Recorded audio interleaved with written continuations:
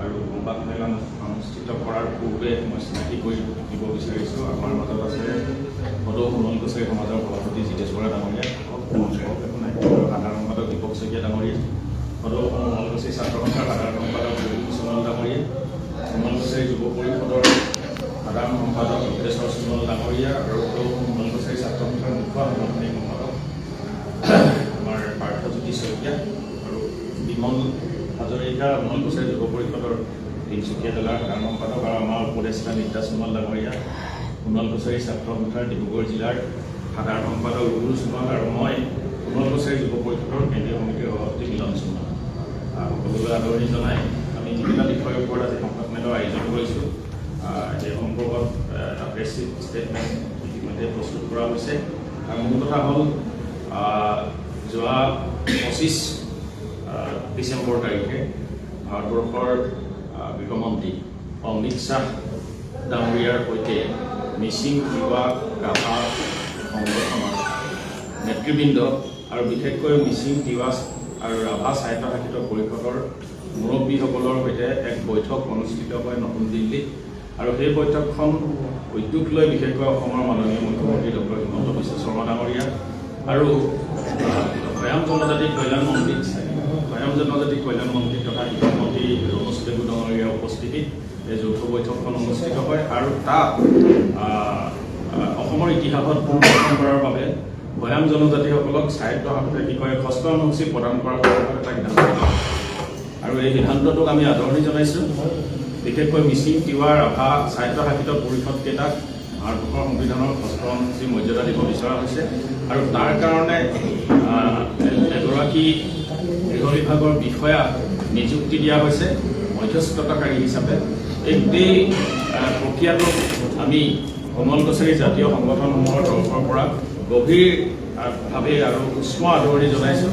আৰু আমি আশা কৰোঁ যে এই প্ৰক্ৰিয়াই মিচিং তিৱা ৰাভাসকলে ষষ্ঠ অনুসূচী মৰ্যাদাভুক্ত স্বায়ত্তশাসিত পৰিষদ লাভ কৰিব। আৰু সমান্তৰালভাৱে অসমৰ অন্যান্য যি জনজাতি স্বায়ত্তশাসিত পৰিষদ আছে, বিশেষকৈ সোণোৱাল কছাৰী, দেউৰী আৰু ঘেঙাল কছাৰী, এই তিনিওখন স্বায়ত্তশাসিত পৰিষদকো ভাৰতবৰ্ষৰ সংবিধানৰ ষষ্ঠ অনুসূচী মৰ্যাদাভুক্ত কৰিব লাগে, এইটো আমি আশা কৰিছোঁ। আৰু কেন্দ্ৰীয় চৰকাৰ তথা ৰাজ্য চৰকাৰক আমি অনুৰোধ জনাইছোঁ বা আহ্বান জনাইছোঁ মিচিং তিৱা ৰাভাৰ লগতে সোণোৱাল কছাৰী, দেউৰী আৰু ঘেঙাল কছাৰী স্বায়ত্তশাসিত পৰিষদকেইখনকো এই মৰ্যাদা প্ৰদান কৰা উচিত। আৰু লগে লগে আমি ভাবোঁ যে অসমৰ সকলো ভৈয়াম জনজাতি অঞ্চল ষষ্ঠ অনুসূচী মৰ্যাদাভুক্ত হ'ব লাগে। আৰু আপোনালোকে সকলোৱে জানে বিশেষকৈ বহিৰাগতৰ যি আগ্ৰাসন, অবৈধ বেদখলকাৰীৰ যি সমস্যা সৃষ্টি কৰি আছে ভূমিসমূহত, জনজাতি ভূমিসমূহত জনজাতিসকল আজি পশ্চাদগামী অৱস্থালৈ যাবলগীয়া হৈছে। গতিকে ইয়াৰ ৰক্ষণাবেক্ষণৰ কাৰণে বা জনজাতিসকলৰ মাটিভূমি সুৰক্ষিত কৰিবৰ কাৰণে আৰু বিশেষকৈ বিত্তীয় বিধায়িনী আৰু কাৰ্যপালিকা ক্ষমতা থকা স্বায়ত্তশাসিত পৰিষদ লাভ কৰিবৰ কাৰণে আজি ষষ্ঠ অনুসূচী অসমৰ ভৈয়াম জনজাতি স্বায়ত্তশাসিত পৰিষদৰ কাৰণে অপৰিহাৰ্য। গতিকে এই কেন্দ্ৰীয় চৰকাৰ আৰু ৰাজ্য চৰকাৰৰ এই প্ৰক্ৰিয়াটো তেওঁলোকে যি আৰম্ভ কৰিছে তাক মানে অধিক ত্বৰান্বিত কৰিব লাগে। আৰু অহা জানুৱাৰী মাহত এই প্ৰতিবেদনখন মধ্যস্থতাকাৰীৰ জৰিয়তে প্ৰতিবেদনখন দাখিল কৰা হ'ব বুলি তেওঁলোকে প্ৰতিশ্ৰুতি দিছে। আমি এইটো আহ্বান জনাইছোঁ যাতে বিষয়বিলাকত এতিয়াও পলম হ'ব নালাগে। তেওঁলোকে জানুৱাৰী মাহৰ প্ৰতিশ্ৰুতি দিছে, তেতিয়া জানুৱাৰী মাহতে এই প্ৰতিবেদনখন সম্পূৰ্ণ কৰি এই স্বায়ত্তশাসিত পৰিষদসমূহক ষষ্ঠ অনুসূচী মৰ্যাদাভুক্ত কৰিব লাগে, এইটোৱে আমাৰ আহ্বান থাকিল। আৰু লগতে আমি অসমৰ 6 জনগোষ্ঠীৰ জনজাতিকৰণৰ এটা জটিল বিষয় আমি সকলোৱে অনুধাৱন কৰোঁ, আপোনালোকেও অনুধাৱন কৰে। এই জটিল বিষয়টো মীমাংসা হ'ব লাগে আমি ভাবোঁ। আৰু বিশেষকৈ অসমৰ 6 জনগোষ্ঠীক জনজাতিকৰণ কৰিবলৈ গ'লে আমি ভাবোঁ যে অসমৰ ভৈয়াম জনজাতিসকলৰ কোনো প্ৰকাৰে ক্ষতি হ'ব নালাগে। এই কথাটো বাৰম্বাৰ অসমৰ জনজাতি সংগঠনবিলাকে কৈ আহিছে, ৰাজনৈতিক দলবিলাকৰ নেতাবিলাকেও কৈ আহিছে বা অন্যান্য বৌদ্ধিক মহল তেওঁলোকেও কৈ আহিছে যে অসমৰ ভৈয়াম জনজাতিসকলক ক্ষতি নকৰাকৈ অসমৰ 6 জনগোষ্ঠীক জনজাতিকৰণ কৰিব লাগে। এইটো আমি অসমৰ 6 জনগোষ্ঠী তেওঁলোকৰ যি সাংবিধানিক অধিকাৰৰ কাৰণে তেওঁলোকে যি যুঁজ দি আহিছে বা তেওঁলোকে নিজৰ অৰ্থনৈতিক, সামাজিক, ৰাজনৈতিক উত্তৰণৰ কাৰণে বা সুৰক্ষাৰ কাৰণে তেওঁলোকে যি বিচাৰিছে, আমি এইটো কেতিয়াও সোনকালে বিৰোধ কৰা নাই, আমি বৰং আদৰণি জনাইছোঁ।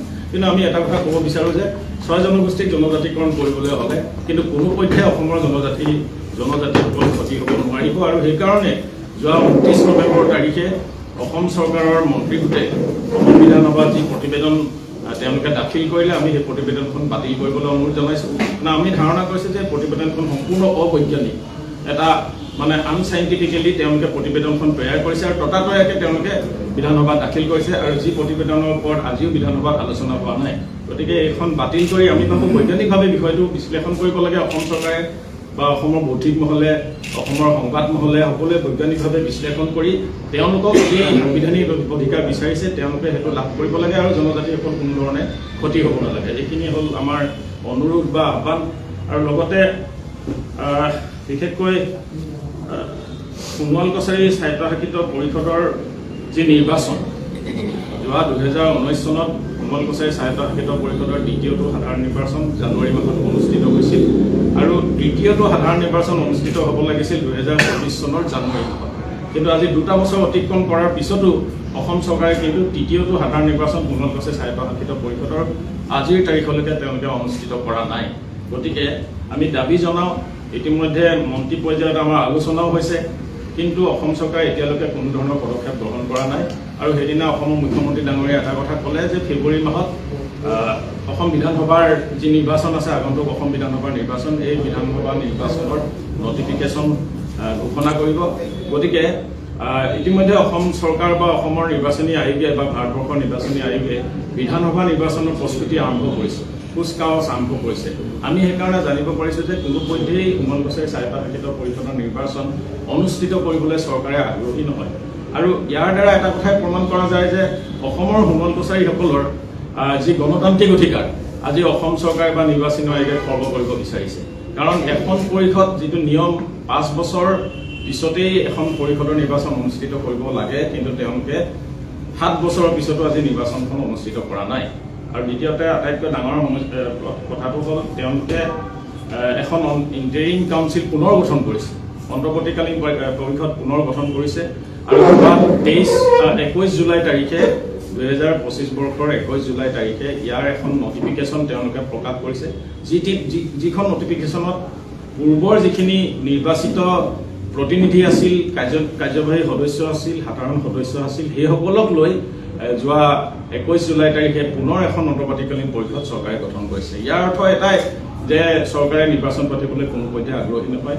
আৰু দ্বিতীয়টো কথা, যোৱা অসমৰ মাননীয় শিক্ষামন্ত্ৰী তথা বয়ান জনজাতি কল্যাণ বিভাগৰ মন্ত্ৰী আমি আলোচনা কৰিছিলোঁ ছেপ্টেম্বৰ মাহত। তেখেতে প্ৰতিশ্ৰুতি দিছিল যে আমি নৱেম্বৰত ইলেকশ্যনটো অনুষ্ঠিত কৰিম। আৰু আমি দাবী জনাইছিলোঁ যে তাত 2জন দুৰ্নীতিকাৰী সদস্য আছে, যিসকলে আন্তঃমন্ত্ৰী দুৰ্নীতিৰে প্ৰথম ধন সম্পত্তি গোটাইছে।